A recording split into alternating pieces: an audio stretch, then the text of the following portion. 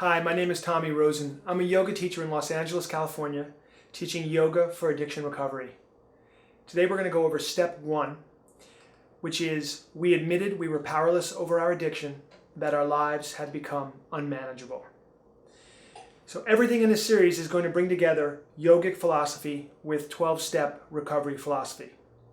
I found that combination to be extremely powerful and helpful to me, and I'm excited to share it with you now.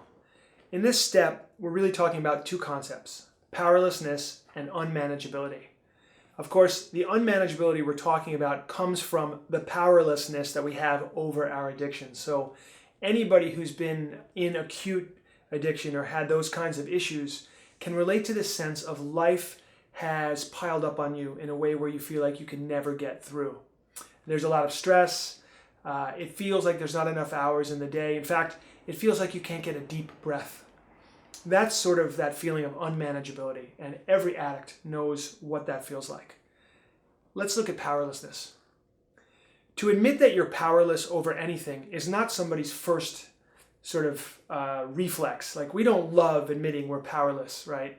We like to be powerful, and we've been raised in a way where being powerful and being sort of the Lone Ranger, if you will, is sort of, aren't you supposed to pick yourself up by the bootstraps and just be self-sufficient?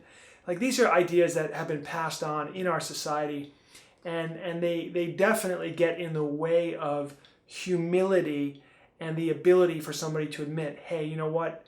I've got a problem. I'm powerless over this thing. It's bigger than me. I feel like it's licked me. So once we admit powerlessness, the strangest thing happens. Almost immediately, it feels like there's a great weight off your shoulders. Just in having admitted, I don't know what to do about this problem that I have. So every time I step onto my yoga mat, it's like me admitting my powerlessness once again. I realize by stepping onto that mat, which really becomes a metaphor for my entire life, that mat becomes my universe. I realize my humanness. I realize that I'm part of, I'm subject to the human condition. I've got pains in my body. My breath feels a little tense or not. But I get to take a real good look at myself, and I understand where I'm powerless. And I also get to understand through the practice of yoga where I'm powerful. For example, I actually have power over my breath.